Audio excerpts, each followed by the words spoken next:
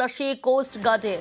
ভারতীয় মৎস্যজীবীদের উপর হামলা, রাতের অন্ধকার, সে অন্ধকারেই নৌসেনার জাহাজ ধাক্কা মারে ভারতীয় জাহাজে এবং সেখানেই ট্রলারে এবং তারপরে 16 জন মৎস্যজীবীর মধ্যে 5 জন মৎস্যজীবী নিখোঁজ।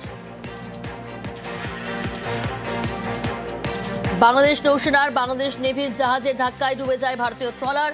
11 জন মৎস্যজীবীকে উদ্ধার করা হয়েছে, নামখানায় ফিরিয়ে আনা হয়েছে। 11 জন মৎস্যজীবীকে এখনো পর্যন্ত 5 জন ভারতীয় মৎস্যজীবী নিখোঁজ। রাতেই বাংলাদেশের নৌসেনার জাহাজ ধাক্কা মারে ভারতীয় ট্রলারকে। বিশ্বজিৎ রয়েছে টেলিফোন লাইনে। বিশ্বজিৎ, এখনো পর্যন্ত 5 জনের কোনো খোঁজ পাওয়া গেল? দেখো, 24 ঘন্টা অতিক্রান্ত হয়ে গিয়েছে, এখনো পর্যন্ত কিন্তু 5 জনের কোন রকম কিন্তু হদিশ যারা মৎস্যজীবী ট্রলার যারা খোঁজাখুঁজি করছে তারা কিন্তু কোনোভাবেই তাদেরকে দেখতে পাচ্ছে না। এই মুহূর্তে আজকের ভোর নাগাদ নামখানার নারায়ণপুরে যে 11 জন মৎস্যজীবী যাদেরকে গতকাল ভোরের দিকে উদ্ধার করেছিল তাদেরকে কিন্তু আনা হয়েছে। তাদেরকে আপাতত যে কাকদ্বীপ যে সুপার ফ্যাসিলিটি হাসপাতাল রয়েছে সেখানে তারা চিকিৎসাধীন রয়েছে, এমনটাই কিন্তু আমরা খবর পাওয়া যাচ্ছে। এবং যারা ফিরেছে তাদের মুখে কিন্তু এই মুহূর্তে একেবারে যে চোখে মুখে কিন্তু একটা আতঙ্কের ছবি কিন্তু আমরা যেটা দেখতে পাচ্ছি। তারা যেটা আমাদেরকে জানাচ্ছে এখনো পর্যন্ত 5 মৎস্যজীবী নিখোঁজ। বেশ,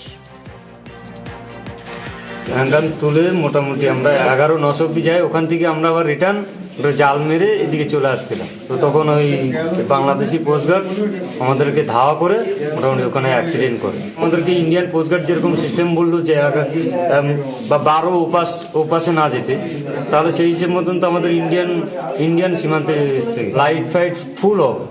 আমরা যেরকম একটা সিস্টেম জানি, ওরা কোনো রকম একটা সিগন্যাল দেয়, কোনো একটা বার্তা দেওয়ার চেষ্টা করে, সেরকম কিচ্ছু দেয়নি। আমরা নদীতে ভাসছিলাম, আমাদেরকে রঘুপতি নামের একটা ট্রলার আমাদেরকে রিসিভ করে নেয়। আপাতত আমরা 11 জন এসেছি মাঝে সময়।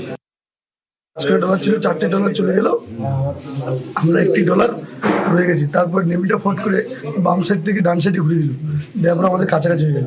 ওর ভিতরে নেভিটা এসে আমাদেরকে ডাইরেক্ট শুট করে দিল, বাম সাইড করে মেরে শুট করে দিল। আমরা 10 জন মৎস্যজীবী ছিলাম, আমরা একসঙ্গে সবাই ঝাঁপ দিয়েছি। অনেক কষ্ট করে আমরা সাঁতার কেটে একজনকে কষ্ট করে বডির উপরে তুললাম, তুলে তারপরে বাকি একজন হাত ধরে আমরা বডির উপরে উঠেছি। কিন্তু ইলিগেল ভাবে আমাদেরকে মেরে দিয়ে চলে গেলাম। প্রশাসনের লোক যদি এরকম ভাবে মারে তাহলে আমরা মৎস্যজীবী কি করে ফিশিং করবো? আমাদের 5 জন লোক নিখোঁজ হয়ে গেল এবং বডিটা নিয়ে এসছে, যদি বডির ভিতরে থাকে ট্রলার বডিটা। হ্যাঁ।